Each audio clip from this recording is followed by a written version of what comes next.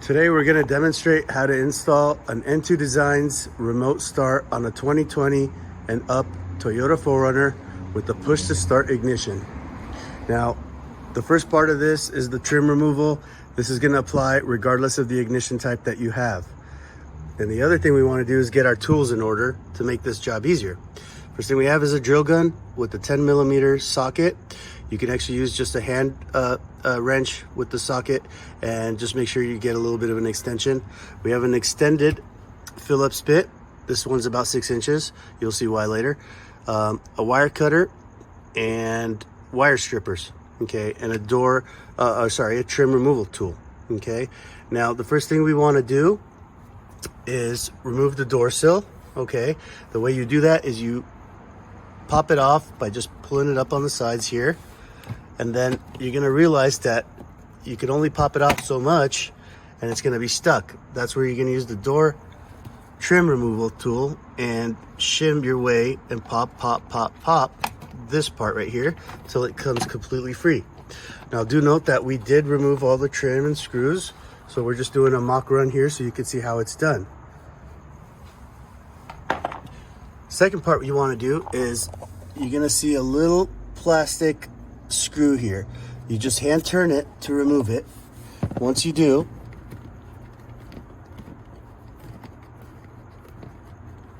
comes off, set it aside. It looks just like this. Okay. Then you're gonna grab this kick panel and you're gonna pop it towards the passenger side. It's gonna pop. Okay. And then you're gonna just pull it out. Set it down. Next part is you're gonna turn the car on, okay, completely on, engine on. And then you're gonna turn the steering wheel all the way one way till you reveal a Phillips screw that was here. You'll remove that, turn the wheel the other way while the engine's on, and do it on the other side. Once you do that, the screws look like this. You're gonna be able to then put the steering wheel back the way it was, straight, and you'll be able to pop these two halves and release them from each other by just yanking on one side, and it just drops. Okay, we'll pull that out.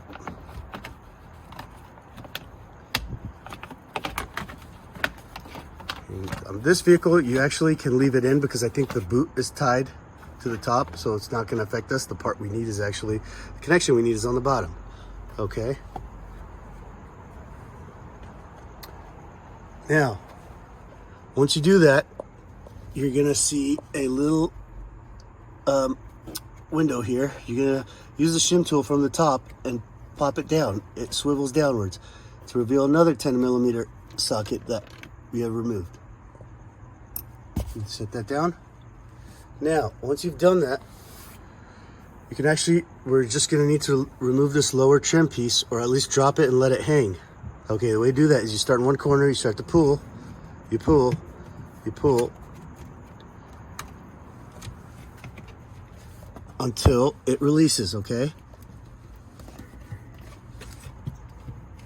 Now, in some cases, you'll be able to get it loose enough that, I'm gonna hand the phone to my helper here so I can free up both my hands. And so what you wanna do is, right, because we left that screw in there, just for demonstration. Let's take that out. Turn it on your socket. Okay. You're gonna just pull it lightly. Okay. Start on one side. And you slowly work your way to the other side. Now be careful. There's connections here. You don't want to strain them or pull them. So in some cases, you can just release them by squeezing on the tab and pulling it. Make sure you don't pull on the wires.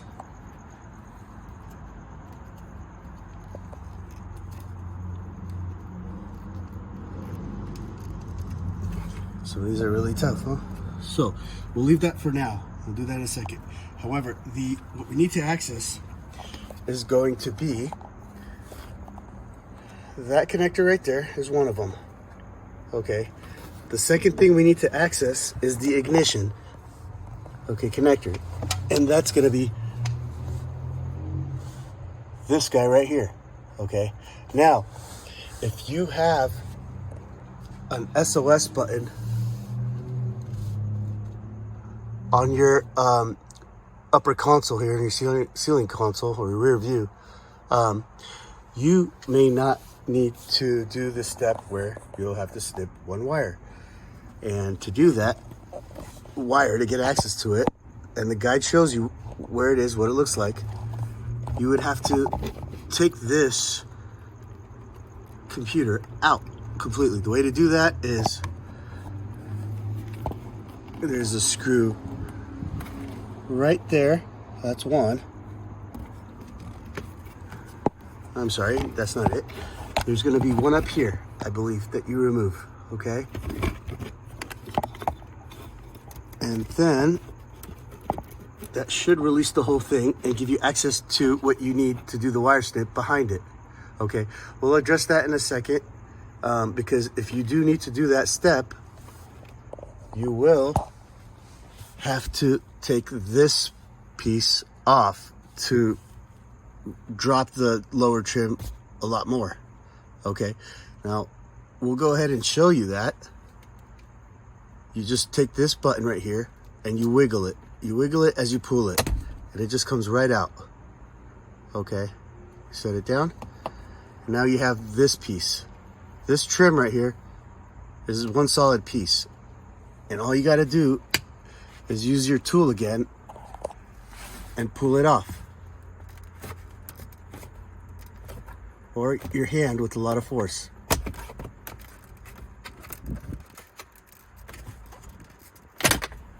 Just like that. Okay, now you'll be able to drop this lower trim panel a lot more, as it's held on by clips here on the side.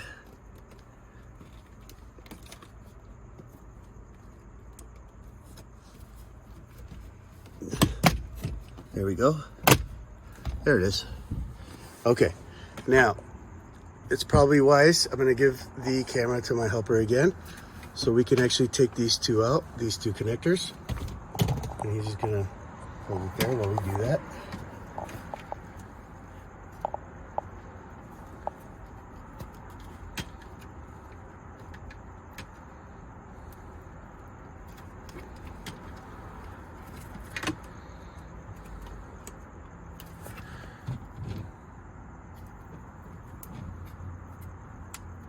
That's one, that's two. And just to show you for reference, the tab is actually right here. This is the part that you're pushing down on, not the top like I was, just this, and it comes out real easily. With that said, don't forget to put it back. Now you have your hood release cable right here. You don't need to remove that. You could just let the trim rest on the ground like that. You have more than enough access. Okay, we're gonna go ahead and show you how to remove this to get to the DCM telematic wire snip, in case that is something that you have to do. Now, the way you know if you have to do it or not is if you have the SOS button on your rear view and center console, the upper console, then you will not need to, likely, I should say, not need to do it. And so I would skip that step, and then you will, once successfully completed, you will remote start it and remote stop it. That's one cycle right there. Start and stop is going to be a cycle. Press lock 3 times to start it, lock 3 more times to stop it. That's one cycle. You'll do about 4, 5, 6 cycles. If it still works, you're golden. You can button it up. If it stops working, it's because now you do need to do the DCM wire snip. It's not guaranteed that if you have the SOS button, you don't need to do it, because Toyota flashes these firmwares, depending on the rev. If you don't have the SOS button, you definitely have to do this step. Okay, so here we go. Earlier, we discussed those that did not have the SOS button at the top over here. Okay, they would need to do the telematic DCM wire snip. And those that did have the SOS button, there was a good chance they didn't need to do this step right here. So for those that do need to do this step, mainly the ones without the SOS button, and those with the SOS button that will cycle after the install, remote start, remote stop 6 times or more. And if it's still working, you don't need to do this. If the remote start works after the 6th cycle or so on, you don't need to do this step. If it stops working, those with the SOS button will also need to do this DCM telematic wire snip step. So the way to do that is you have to remove all the connectors from this module right here, okay? And then what you're gonna do is there's gonna be a bolt that's right here, okay? We removed the nut, we took it off 10 millimeter, pop this little dimple out, okay? There's gonna be another bolt right here, and there's gonna be a dimple all the way, a black one back there. Now, you remove the connectors again, and then you wiggle this. This should all come apart, okay? Now, you remove this little guy, pop him out.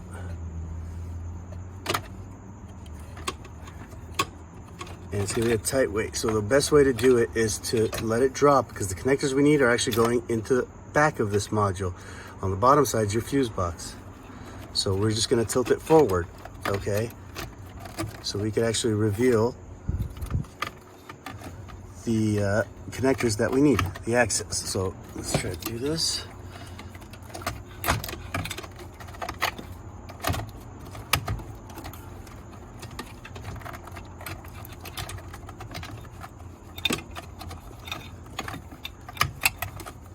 As you can see there, it's a really tight fit. The connectors are back there. The one that we need is gonna be this guy right here, okay? And that guy right there. Now, the way that connector is put in, it's a little bit different than what most people are used to, okay? And let's find one here.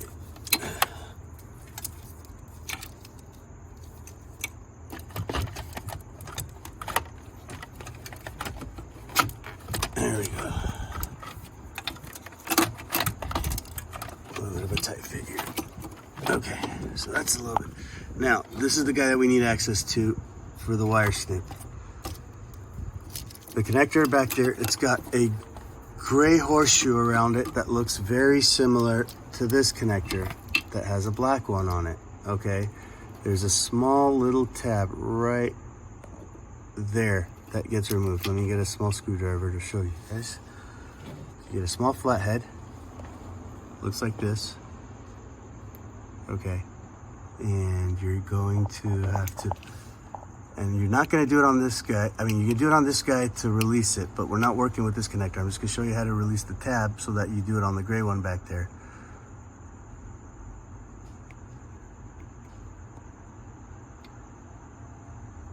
So you see this tab right here? You push down on this little guy. You wedge it in between the top and the bottom piece. Right there, and you push down, and then you swivel forward. This part actually swivels forward, and it releases, okay? So you just pull it forward as you squeeze that tab, pull it forward.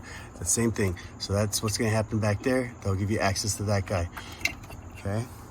And it's right here, okay? You might wanna remove this connector too, and it'll free up the whole module, and you get access to what you need to do.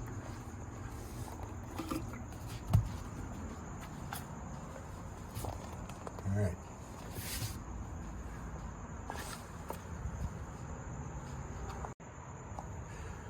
Now, once you've released the DCM plug back here, okay, you're gonna refer to the guide.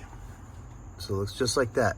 Make sure you're gonna go for the pink wire. It's pink color. It's gonna be in the middle vertical column. 1, 2, 3, the 5th pin down. Make sure that the orientation of the connector is the same as this, where the gray horseshoe is at the top. If it's at the bottom, you're gonna count from the bottom, okay? So this is the picture of what the back of this module looks like right now. It's got a connector at the top and the one at the bottom, just like this. You're going to snip this wire. You're gonna strip a 1/2 inch on either end of the 2 open leads that you're now gonna have. After cutting it, you're gonna have 2 open ends. You strip with wire strippers, 1/2 inch off each end, and then you're gonna notice on your harness, you're gonna have 2 wires coming off. the color doesn't matter as there's no polarity, there's no plus or minus, okay? And these two wires are gonna be equipped with lever nuts, okay? You're gonna stick, after you snip the wire, one end of the snip is gonna go into any one of these, just one end. You'll stick it right into the hole that's with the open lever and clamp the lever down, give it a tug to make sure it doesn't slide out. Same thing for the other side.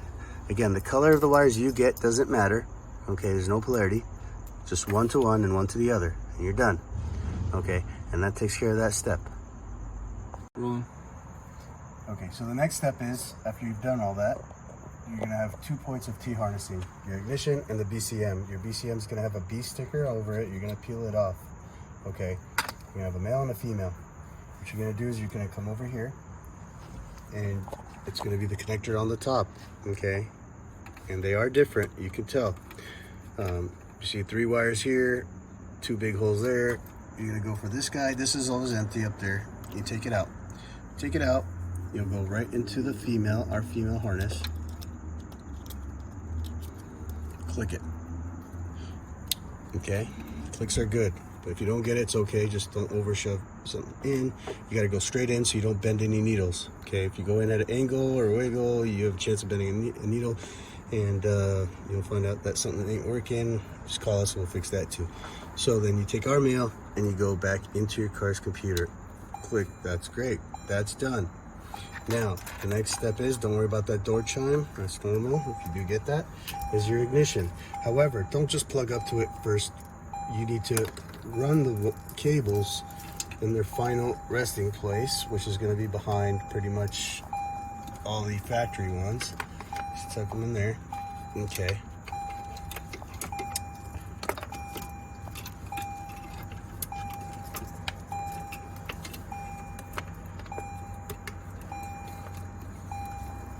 And you bring them back out on the other side. Okay, be very sensitive and easy here, patient, because just pulling, yanking, you can snag something and cause more issues than you really need. Okay, so we'll bring it back out here. Everything's been fed in from the back side. You might be thinking, why is this on here? Well, this is what the harness used to look like. This is no longer on there. This is a different connector of different cars. And we just taped it up. It's no longer on there, so just ignore that. And these are gonna interface with your remote starter in a bit, okay? So let's tee up the ignition. So the ignition is actually found right here under the steering column. Yep, right there. Okay, and then you're gonna undo that. You're gonna pull it out, and you're gonna go into our female. Click, and then you'll take our male, and you'll go right in, back into the ignition, and you're done with that. Now we're ready for the programming. So the program should be nothing connected to your remote start module. Okay, again, it's for a push to start. Your instructions will be different if it's different than push to start, but the concept is the same.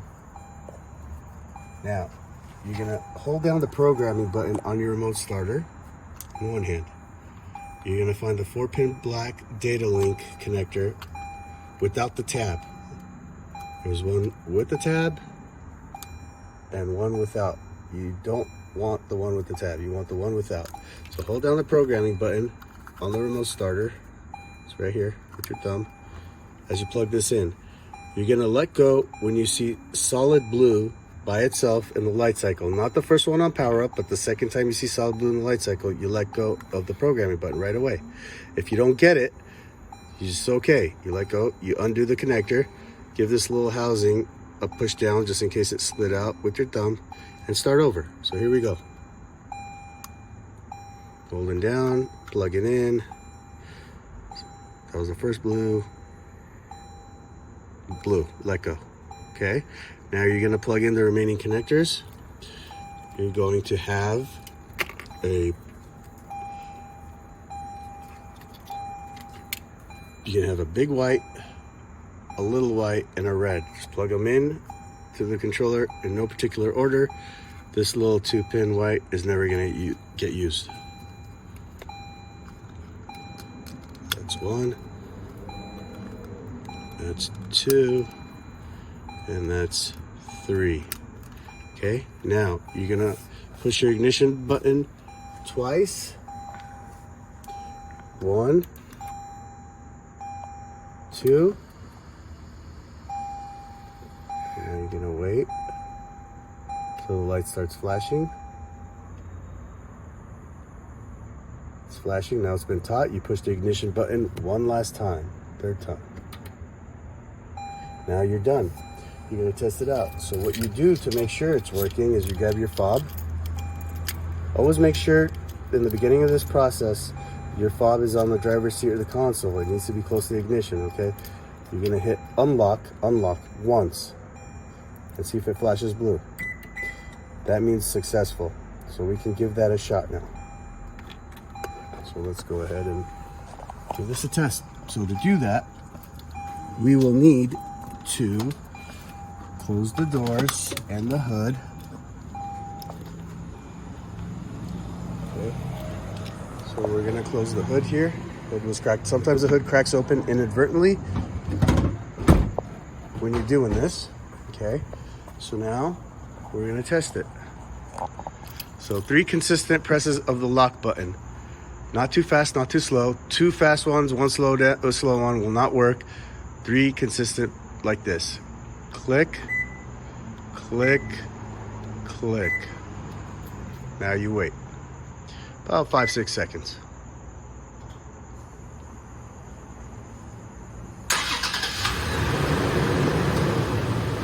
And there she is. Now, if you have the push to start button and an SOS button at the top, as mentioned a few times before, you may not need to do that wire snip, but the best way to know is to actually cycle this remote start. So you press lock 3 more times to stop it. You will start it and stop it is considered a cycle. You will do that about 6 times. If it works up till the 6th time or after, you don't need to cut that wire, that DCM telematics step. Now those that don't have the SOS button absolutely need to cut that and do that step we mentioned earlier. And that's the remote start portion. Now we will be showing you the smart module part. If you did purchase that option, you can refer to the video for the smart module installation.